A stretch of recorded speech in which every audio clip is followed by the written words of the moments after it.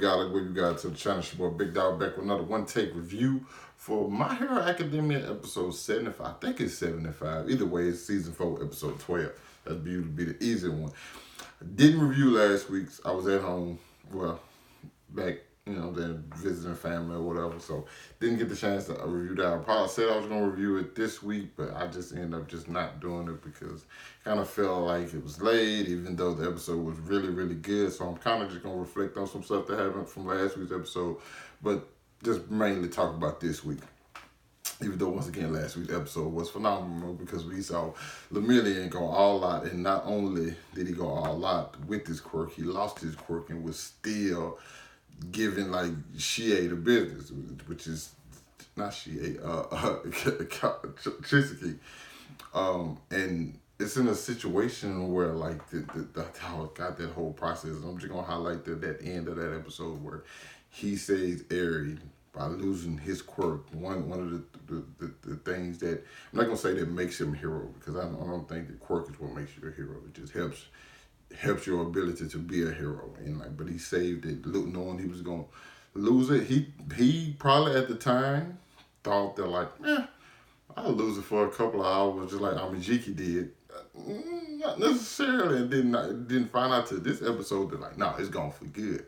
I know we knew it, but like he didn't. Not only did he not know, Sir Nighteye didn't know. And like, this is where this episode was absolutely phenomenal, okay? Because we see everything. We seen why Toga and Twice did what they're doing, because they're like, hey, these guys gonna take out each other. Either one way or another, we're gonna either take out the heroes, or some of the heroes, the ones that pretty much been getting on our nerves, or we're gonna take out the Yakuza.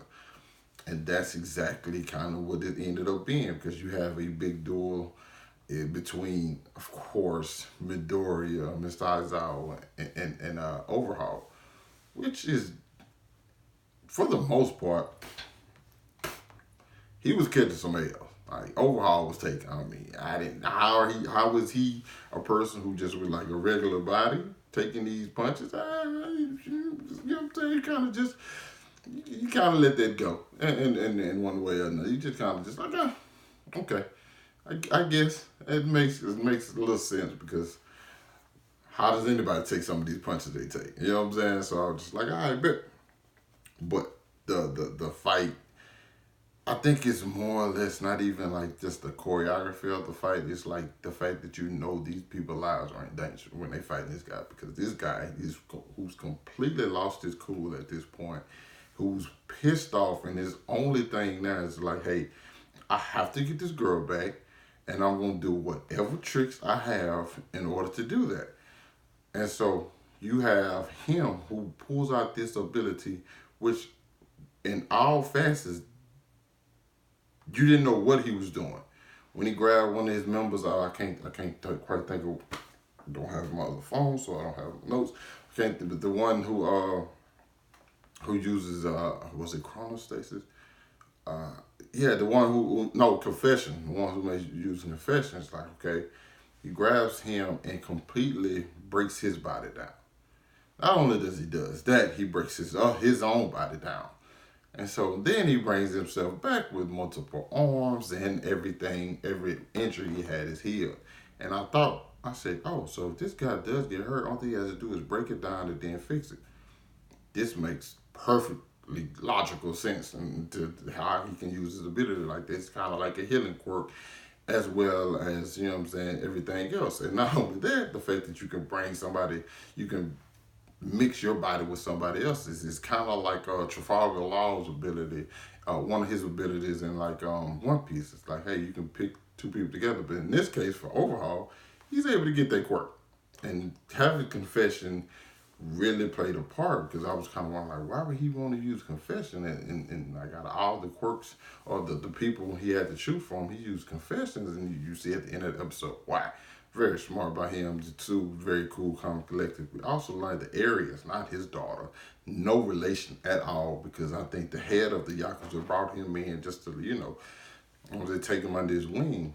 That's actually the head's granddaughter. Where's his son? I don't know. Pretty sure he'll play a part eventually in some manner, some sort, or maybe he's dead. Who knows? We'll probably find out eventually.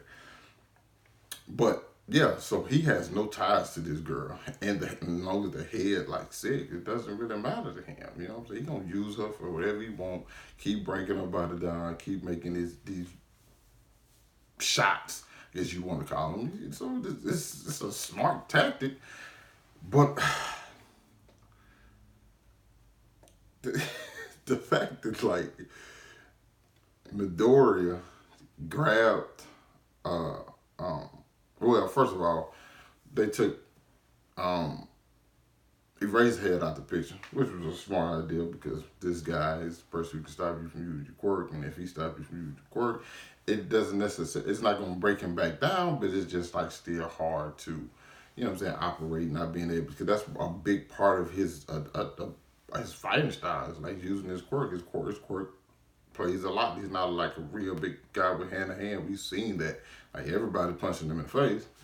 Nonetheless, his quirk is a big part, so he gets Mr. Aizawa out the way because like his quirk makes him Kurono's quirk a lot makes somebody sluggish and sloth like, or maybe they compare it to like moving like a snail. So they get him out the way and take him to another room. But I'm pretty sure now Mr. Aizawa is captured. Possibly. It's a strong possibility that he might be captured and Night get away because now he's the person they have, even though it seems like they might get Eric back because she is being, oh, jumping the gun, definitely jumping the gun. Got to go back and talk about how Sir Nighteye. Listen, we had enough last week. You thought the emotional roller coaster was over with like last week and Lemillion getting his quirk taken and getting just stabbed everywhere. Nah, Sir Nighteye pretty much dies this episode. Pretty much confirmed the dude is dead. Okay, yeah, I completely catches you off guard. It's insane, but that gives you a great moment from Deku. But that's not necessarily how you want to see him get that moment. We know he was at 8%. Now he's at 20, and he's a lot stronger with it since he hasn't been operating at 20%.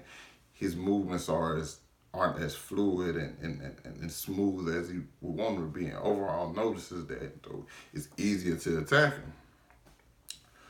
So not only that, he's fighting him. Overhaul still gets the one up on him, stabs Deku in both of his legs. Was it both his? Yeah, I think it was both his legs. Or maybe it was a leg and an arm. I know he stabbed him twice though. And he got off lucky because it just so happened to be that they were broke down into smaller pieces. They'd been large pieces. He would have end up shish kebab just like Sir Night. I know that's kind of a sad way to put it, but hey, that's essentially what happened to him. Still going. Lemillion is taking out. You see the effort he's trying to put in with like saving Eric, and she's just so far gone that she just like, well, everybody's dying because of me. Maybe if I just go back, everybody's no, little girl. I mean, but she's a little kid, so she's just like, maybe I just have to do this and just maybe they'll come back and maybe help me again another day. And like, even if it's not, I was just like, just stop, Deku. At this point, there is no saving her. She's gone. And this is what she's gonna keep going back. It's like a person who's in an abusive relationship. They're gonna keep going back, especially if the person who's abusing them is beating up everybody who tries to come help. You know what I'm saying? They're gonna keep going back, and that's essentially what was happening. But Deku, being the real nigga that he is, didn't care about none of that. Still was finna go in and probably die if it wasn't for everybody falling through the roof or the ceiling of the place. Which is weird that it would be placed right there, because it seemed like they walked a very good distance. So the fact that the fight that took place right outside the building falls right down where it needed to, that's very convenient. We're going to have to see exactly what's up with that, because that just didn't seem like. But that begs the question, like, is was Sir Nighteye, because he saw himself and Deku pretty much dying, or did he just see himself dying and he saw the blood that was maybe his blood or maybe some of Deku, but he didn't see the whole thing. So that's where it cut off at. So maybe he didn't get to see the whole thing for All Might. We'll never know, because I'm pretty sure he's dead. Once again, unless they can get him out of there quick enough to save him, which is going to take a lot, because he got a pretty big, man, the guy pretty much got a hole in his stomach. and in his leg. So he's lost a lot of blood already. Chance of him making out, probably not happening. Okay, just keep it in the buck. But who knows, man? If now at this point, my hero guaranteed to got in the top 5 spot for all time anime for me. Okay, it's definitely a top 5 spot. And then sometimes there are some days it's probably 3. Like, and if he continues, the highest he can get is 2. There's no way to get to 1. Now, yeah, it's just not probably not possible. But can he get to 2? Most definitely. Right now, it's in the top 5. I don't know where, but yeah, this another great episode. It's and next week you don't know what to expect. You don't know, like, because Deku is going to continue to fight. He's going to continue to save Eri, even though she don't want to be saved and don't think she should be saved. We don't know what's happening with Mr. Aizawa. We don't know what the other heroes, how big a part they going to play in this whole battle. Like, it's a lot. Are they going to capture Overhaul? Or what are Toga and Twice going to do at the end of this thing? Because now more heroes have showed up, and they maybe can't get what they want to do, or is Toga just trying to get some blood from Overhaul so she can drink it and like maybe take control of the Yakuza. It's a lot to like speculate, but we'll see what happens next week. So you guys let me know what you thought about this episode down in the comments. Let me know what you with them thoughts. Hit that like button, subscribe to my channel. Catch up with you guys later. Peace.